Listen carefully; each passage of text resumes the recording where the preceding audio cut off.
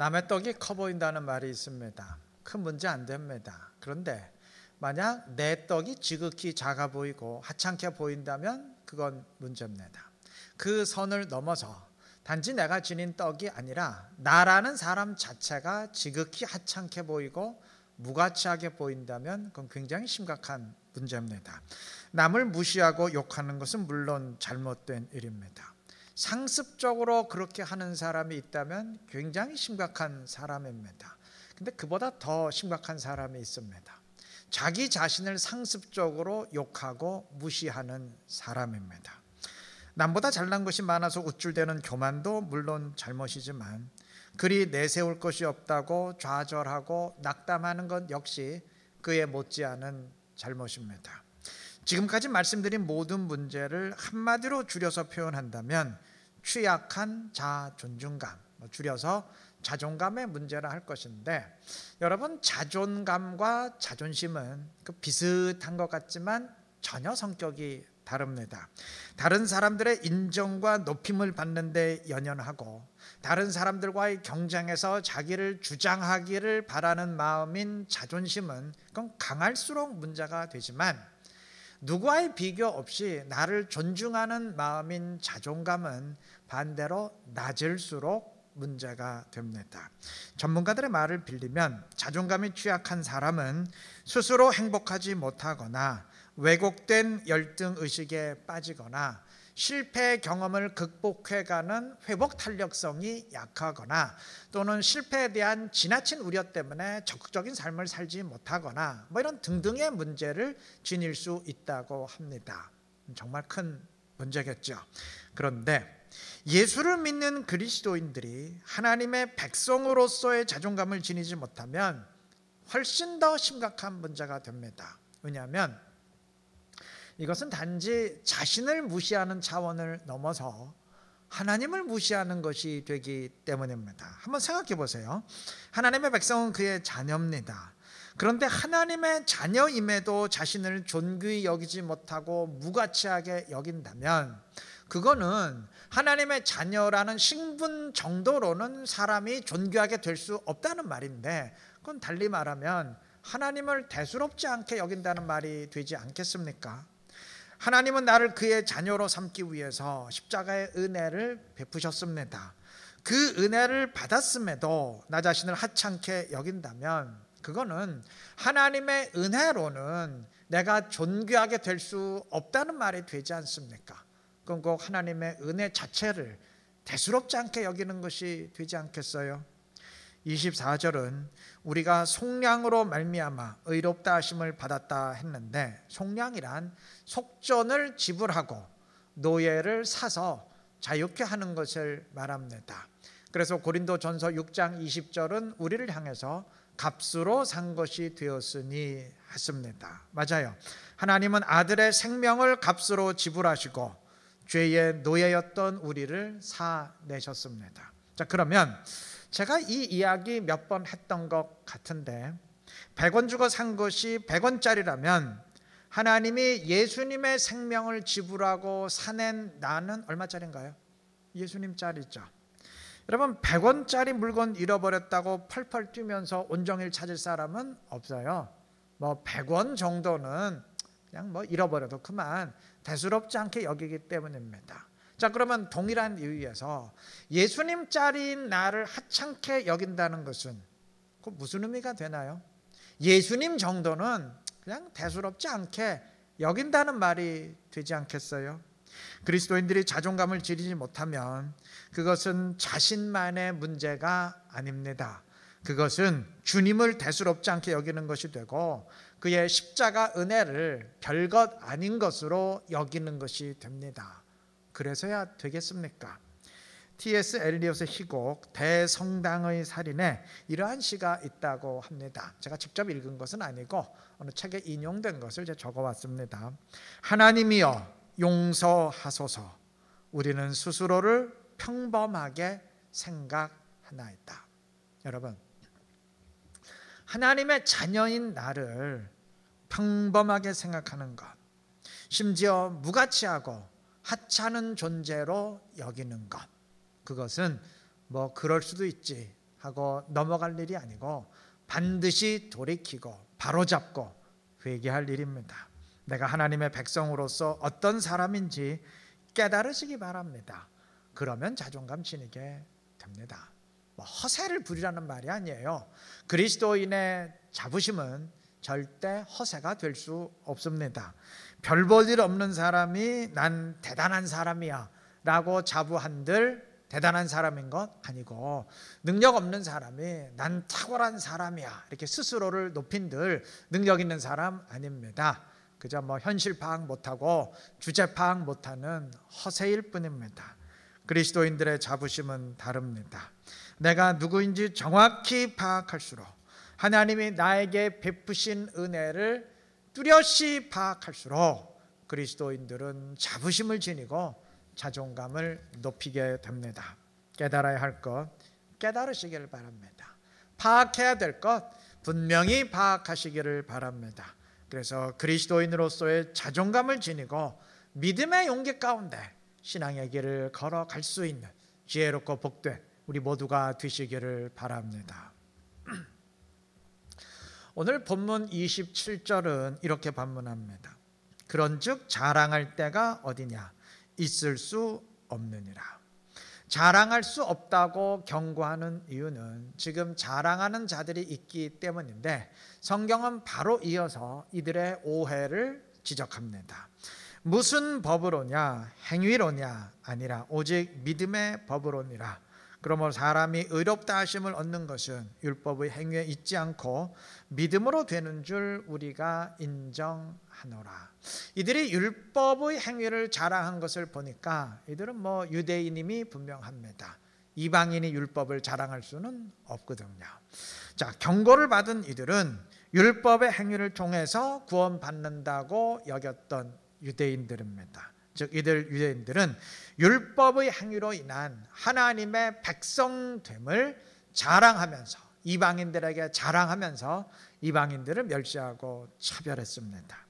물론 이러한 자랑은 잘못된 일이고 경고받을 일입니다. 그런데 여기서 우리가 한 가지 좀 점검할 사항이 있어요. 우리는 그러면 하나님의 백성됨에 대한 자부심이 지금 있습니까? 나는 하나님의 백성이다 라는 사실이 나의 힘이 되고 자존감을 높이고 있습니까? 본문이 지적한 유대인들의 자랑과 우쭐거림은 물론 교만이지만, 그래도 교만은 하나님의 백성 된 것에 대한 가치를 크게 느끼기 때문에 자랑하는 겁니다. 이 세상에 가치를 크게 느끼지 않는 것을 자랑하면서 교만할 사람은 없습니다. 자, 그렇다면 우리 스스로 한번 점검해 보십시다. 우리는 하나님의 백성 된 것에 대한 가치를 지금 크게 느끼고 있습니까? 만약 우리에게 그런 자부심이 없다면 그건 냉정히 말해서 좀 이들의 교만만도 못한 것입니다. 아예 그 가치를 못 느낀다는 말이 되기 때문입니다. 성경은 이들처럼 해서는 안 된다라고 말하는데, 과연 우리가 지금 그들보다 나은 것인지, 아니면 그들만큼도 못 되는 것은 아닌지 좀 성찰이 필요하지 않겠습니까? 소설 어린 왕자에서 어린 왕자는 왜 꽃밭에 수많은 장미꽃보다 자신이 어느 별에 두고 온 장미꽃이 훨씬 더 소중한지를 이렇게 말합니다.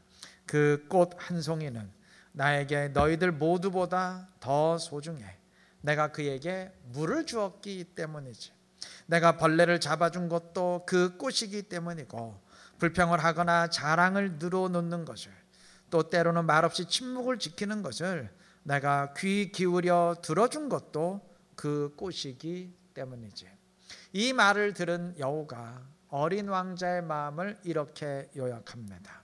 너의 장미꽃을 그토록 소중하게 만드는 건 그 꽃을 위해 네가 소비한 그 시간이야.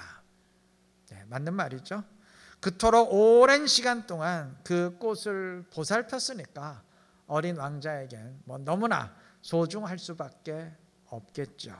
자, 그러면 똑같은 관점에서 하나 물어보십시다. 하나님이 나를 그의 백성으로 만들기 위해서 어느 정도의 시간을 들이셨나요? 그가 나를 위해 죽어준 거 그건 다 빼놓고 하나님이 어느 정도의 시간을 나를 위해서 들이셨습니까? 이건 일평생 정도가 아니죠.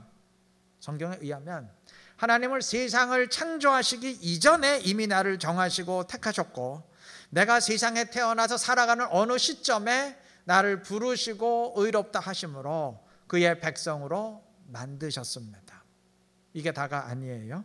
그리고 마지막 날까지 하나님은 나를 인도해 가시다가 결국 구원의 완성에 이르게 하십니다. 그러니까 세상이 시작되기 전부터 세상이 끝나는 날까지 그는 나를 위해 일을 진행해 가십니다.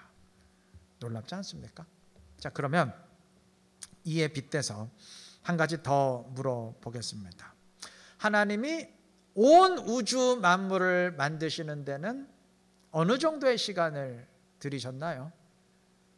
시간 들인 것 없죠? 그냥 말씀 한마디로 즉각 창조하셨습니다. 놀랍죠? 여러분, 온 세상은 즉각 만드신 분이 나를 그의 백성으로 만드시는 데는 영원한 시간을 들이셨습니다. 그토록 소중한 존재이기 때문입니다. 무엇이든 그러하지 않습니까? 하찮은 것일수록 그냥 얼렁뚱땅 대충 만들지만 존귀한 것일수록 오랜 시간 공들여 만드는 법 아니겠습니까? 물론 소설이지만 어린 왕자가 그 장미꽃 한 송이 위에서 어느 정도의 시간을 들였는지는 모르겠지만 하나님이 나를 그의 백성으로 만드신 시간에 비하면 이건 아무것도 아니죠. 영원부터 영원까지의 시간을 들이시니까요. 여러분, 그런데도 나에 대한 자존감을 지니지 못한다면 이거 하나님께 너무 죄송한 것 아니겠어요? 미안한 것 아니겠습니까? 아니, 이건 죄송함의 차원을 넘어서 신앙생활의 실제적인 문제가 될 수밖에 없습니다. 상식적으로 생각해 보세요. 그리스도인으로서의 자부심을 느끼지 못하는 사람이 그리스도인답게 살려고 하겠습니까? 하나님의 자녀로서의 자존감을 누리지 못하는 사람이 온 마음 다해 신앙생활 하려고 하겠습니까? 말이 안 되는 일이죠. 무엇이든 마찬가지예요. 내가 그것으로 인한 자존감을 느끼면 느낄수록, 내가 하는 일에 대한 가치를 느끼면 느낄수록 전심으로 그 일을 하게 돼 있어요. 반대로 하등 내가 하는 일에 대해서 가치를 느끼지 못한다, 절대 집중할 수 없습니다. 절대 전심으로 그 일을 할 수 없어요. 그냥 먹고 살기 위해서 마지못해 하는 법이지. 여러분, 신앙생활 제대로 하려면 그리스도인으로서의 자존감이 높아야 됩니다. 그 사람만이 전심을 다해서 주님 섬길 수 있습니다. 틀림없는 사실입니다. 하나님 앞에서 내가 어떤 존재인지 분명히 깨달으시기를 바랍니다. 그래서 그리스도인으로서의 자존감을 지니고 전심으로 주님을 섬김으로써 주님의 기쁨이 되고 주님의 영광 더 충만히 드러낼 수 있는 지혜롭고 신실한 우리 모두가 되시기를 바랍니다. 본문의 유대인들은 율법 준수를 구원의 조건으로 여겼고, 그래서 율법을 행하는 자신들이 곧 하나님의 백성이라 여기며 자랑했어요. 이들의 율법을 열심히 지킨 이유가 과연 무엇이었느냐에 대해서는 학자들의 의견이 갈리지만 그런 거 따질 필요 없이 이들이 어떤 목적에서 율법을 행했건 여하튼 이들이 율법을 행하는데 상당히 열심이었던 것 같습니다.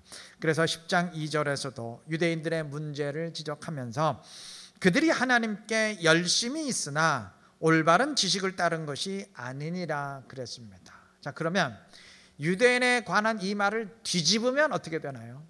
비록 그들이 올바른 지식을 따른 건 아니지만 그래도 하나님에 대한 열심을 지녔다는 말이죠. 율법을 열심히 행했다는 말이죠. 율법을 지키지 않으면서 게으름 피우는데 그들이 열심을 지녔다고 하지는 않았을 것 아닙니까? 자, 그렇다면 다시 한번 우리에게 질문할 사실이 있어요. 우리는 그러면 하나님에 대한 열심을 지니고 그의 말씀을 행하고 있습니까? 아마 율법을 열심히 행하던 본문의 유대인들 가운데 가장 대표적인 사람들이 바리새인이 아닐까 싶은데, 제가 언젠가 설교 시간에 바리새인에 관해서 이런 말씀을 드린 적이 있어요. 교회에서 저 사람 바리새인이야 그러면 절대 좋은 의미가 될 수가 없는데, 그 욕밖에 안 되는데, 저는 담임 목사로서 우리 교회 교인들이 다 바리새인 같다 그래도 그렇게 싫지 않을 것 같아요. 그런 말씀 드린 적 있는데 기억나시나요? 여러분, 바리새인들은 모두 철저히 기도하고 11조하고 구제하고 금식하는 사람들이었는데, 글쎄요, 교회의 모든 교인들이 다 철저히 그렇게 한다면 제가 왜 싫어야 되겠습니까? 물론 저는 농담 삼아 이 말 하는 것이지만 저는 정말 그렇다 그래도 싫어하지 않을 것 같아요. 물론 바리새인들은 교만했습니다. 내가 이 정도 한다, 우리는 이 정도 된다라는 것을 늘 과시하고 드러내고 좀 으스댔습니다. 교만이죠. 근데 여러분, 교만도 그거 아무나 부릴 수 있는 게 아니에요. 예를 들어서 어떤 학생이 자기가 공부를 잘한다는 것을 늘 드러내고 과시하고 우쭐댄다면 그 교만이죠. 그런데 그렇게 하려면 전제 조건이 있어야 돼요. 일단 성적이 뛰어나야 됩니다. 진짜 전교 1, 2등 정도 하면서 잘난 척해야 그게 교만이에요. 전교 1, 2등은 고사하고 공부 지지도 못하면서 자기가 공부 잘하는 것이냐 우쭐댄다면 그건 교만 아니죠. 그건 허세입니다. 허세. 여러분, 허세는 가짜입니다. 근데 교만은 가짜가 아니에요. 좀 표현 방식이 잘못됐을 뿐이지 객관적인 사실에 근거하는 겁니다. 때문에 허세는 누구나 다 부릴 수 있지만 교만 부리는 것은 아무나 할 수 있지 않아요. 자격이 되는 사람만 할 수 있습니다. 그러면 한번 스스로에게 물어보십시다. 과연 우리는 나는 이 정도 신앙생활 한다 과시할 정도가 되시나요? 물론 반박하실 수 있어요. 아니, 바리새인은 마음에서 우러나와서 말씀을 행한 것이 아니고 과시하고 잘난 척하려는 거, 이기적인 목적에서 그런 것 아닙니까? 그래서 주님도 바리새인들을 향해서 너희의 잔과 대접의 겉은 깨끗하지만 속마음이 악하다, 아주 날카롭게 책망하신 것 아닙니까? 하실 수 있어요. 예, 맞습니다. 그런데 한번 생각해 보십시다. 겉은 깨끗하지만 속이 악하다, 이 말 뒤집으면 어떻게 되죠?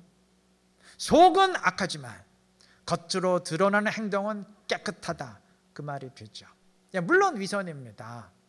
속 마음이 깨끗하고 그것이 우러나와야 진짜지, 속 마음엔 없으면서 행동만 그럴듯하게 한다면 그건 위선이죠. 그런데 여러분, 명심할 게 있어요. 위선도 한두 번입니다.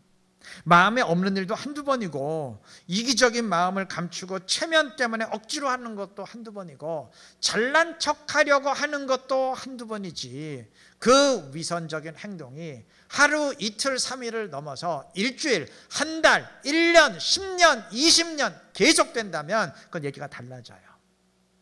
여러분, 억지로 하는 순종이라도 한두 번 할 수 있어요.